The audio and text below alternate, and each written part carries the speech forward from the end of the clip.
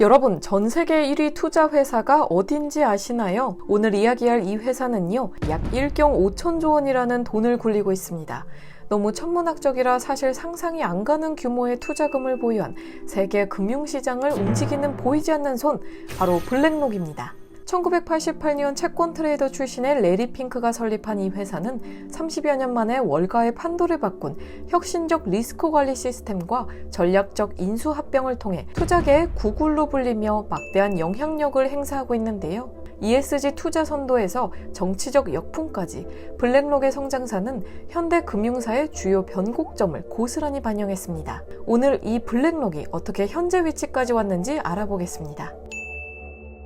1986년 모기지 담보부 채권 거래에서 1억 달러 손실을 기록한 레리 핑크는 투자의 본질이 예측이 아닌 리스크 통제에 있음을 깨달았습니다. 이 경험은 1988년 블랙스톤 그룹 산하에서 블랙록을 창립하는 동력이 되었죠. 핵심 철학은 투자 결정의 모든 단계에 데이터 기반 위험 분석을 도입하는 것이었습니다. 1990년대 초 개발된 리스크 관리 플랫폼 알라딘은 블랙록 성장의 핵심 기반인데요. 이 시스템은 매일 2만 개 이상의 시나리오를 시뮬레이션하며 포트폴리오 리스크를 계량화하는데 2023년 기준 78개국 4만 개 기관이 활용 중이며 전 세계 20조 달러 자산을 평가합니다. 알라딘의 수익 기여는 블랙록 전체의 15%를 차지할 정도로 기술력이 사업 모델의 중심에 자리 잡았습니다. 사실상 월가의 금융기관들이 블랙록의 브랜드를 인지하고 네트워크를 쌓게 만드는 기반으로 작용했습니다. 15분 식사 미팅 만에 결정된 메릴 린치 투자운용 부분 인수는 블랙록의 운용자산을 6,500억 달러에서 1조 달러로 격상시켰는데요. 이 거래로 확보한 글로벌 네트워크는 2008년 금융위기 당시 미국 정부로부터 베어 스턴스 AIG 부실자산 정리를 수주하는 계기로 작용했습니다. 리스크 관리에 뛰어났던 블랙록은 오히려 2008년 금융위기를 계기로 세계 최대 자산운용사로 급부상하게 됐습니다. 135억 달러로 완료된 BGI 인수는 블랙록을 아이쉐어즈 ETF 브랜드의 주인으로 만들었는데요. 당시 미국 ETF 시장 점유율 40%를 확보한 블랙록은 2016년 5조 달러 운용 자산을 돌파하며 패시브 투자 시대를 주도했습니다. 2024년 현재 전 세계 ETF 시장 35%를 장악하며 연간 3천억 달러의 유입금을 관리 중입니다. 블랙록의 정치적 영향력까지 확장해서 보면 바이든 정부 시절 블랙록의 영향력은 그야말로 절정이었는데요. 대표적으로 브라이언 디스가 백악관 국가경제위원회 위원장, 월리 아데예모가 재무부 부장관, 마이크 파일이 카멀라 해리스 부통령의 경제자문을 맡았죠. 이들은 모두 블랙록에서 글로벌 투자, 지속가능 투자, 전략 부문을 이끌었던 인물들입니다.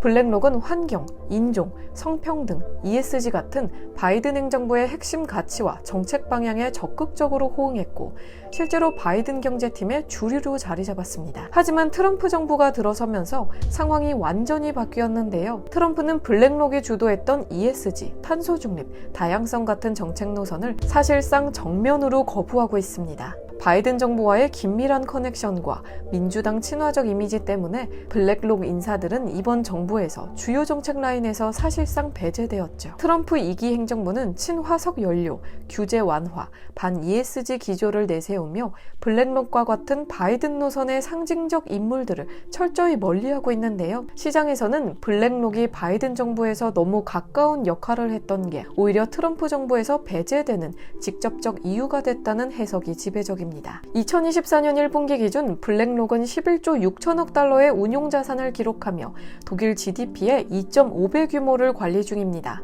미국 상장기업 500곳 중 480곳에서 최대 주주로 등재되며 기업 지배구조에 대한 영향력을 행사하고 있습니다. 유럽에서는 프랑스 연금개혁 반대 시위대가 블랙록 파리 사무소를 습격하기도 했는데 이는 해당 기관이 유럽 연금 자산의 30%를 운용하는 사실을 반증합니다. 2021년 엘리자베스 워런 상원의원은 블랙록을 체계적 중요 기관으로 지정해 엄격한 감독을 요구했는데요. 이유는 2023년 시장 지배력 남용 혐의로 5억 유로 벌금을 부과했으며 중국에서는 2021년 현지 공모펀드 진출 허가 조건으로 목표로 중국 내 독립 법인 설립을 의무화했습니다. 사실상 블랙록의 성장에 브레이크를 놓는 계기가 되었죠. 2025년까지 대체자산 운용고 3조 달러 목표를 설정한 블랙록은 2024년 4월 3호 신용운용사 HPS를 126억 달러에 인수하며 2,200억 달러 규모 3호 대출 시장에 진출했는데요. 인프라, 부동산 분야에서도 연간 15% 성장률을 기록 중이며 2023년 기준 대체자산 운용고는 5천억 달러를 돌파했습니다. 알라딘 시스템은 2024년 생성형 AI 기능을 추가해 포트폴리오 최적화 알고리즘을 강화했는데요. 클라이언트사가 직접 투자 시나리오를 생성할 수 있는 알라딘 스튜디오 서비스 출시로 기술 수익 기여도를 2027년 25%까지 확대할 계획입니다. 블랙록의 성공은 리스크 관리 기술의 선점과 전략적 M&A 집행력에서 비롯되었는데요. 그러나 11조 달러라는 초월적 규모는 대마 불사라는 논란을 불러일으키며 금융 시스템 전반에 취약성으로 작용할 수 있는 시장 우려도 있습니다. 앞으로 블랙록은 AI 기술력과 대체자산 시장 확장을 통해 금융 패러다임을 재편하려는 행보 중에 있는데요. 글로벌 규제 강화와 정치적 리스크는 지속적인 도전 과제로 남아 있습니다. 투자자들은 블랙록의 움직임을 통해 자본시장의 구조적 변화를 읽어내는 동시에 개인 포트폴리오의 리스크 분산 전략을 고민해야 할 시점입니다. 이상 블랙퀀터 에쿼티 김민지였습니다.